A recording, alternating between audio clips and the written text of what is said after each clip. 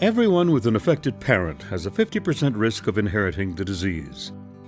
Even though this risk entails a 50% chance of not inheriting the disease, these individuals often feel that their risk of being affected is higher. Here we will present some of the most frequent topics mentioned by at-risk individuals. The fear of developing the disease and looking for symptoms. One of the most frequent concerns of an at-risk individual is looking for symptoms. It is normal to forget a phone number, to stumble, to have mood swings, but in an individual at risk of developing Huntington's disease, these everyday incidents become a fear of developing the first symptoms of the disease. Even those who eventually receive a normal genetic test will have found symptoms in themselves at a moment or another.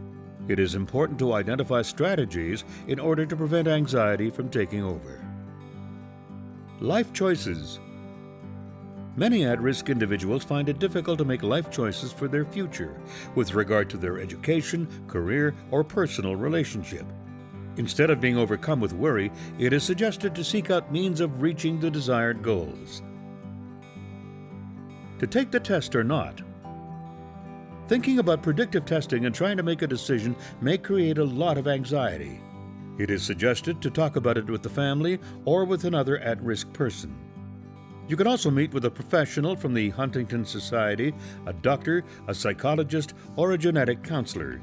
These strategies will reduce concerns. Spouses.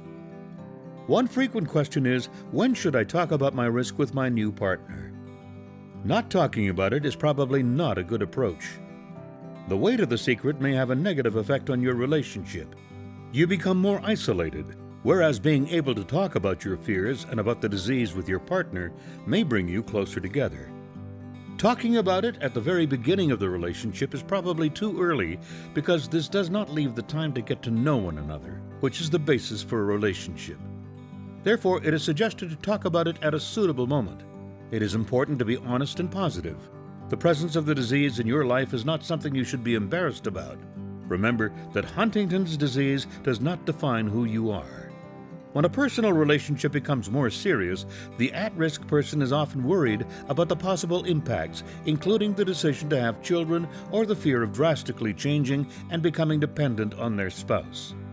Talking about these concerns and effects of the disease may help. It is important that the spouse gets answers to their question because if the disease develops, it will inevitably have an impact on the relationship. Friends. Talking with friends can be difficult because some of them may not be able to listen or offer support. It is preferable to select whom to talk to about it. Friends may have a lot of questions and may not always understand how being at risk affects your everyday life. Talking with other at-risk people is often easier and makes you feel understood. These encounters can be in person within a support group or during Huntington Society events. It is also possible to use the internet, social networks, and online discussion forums. For other suggestions, see the video Support and Research.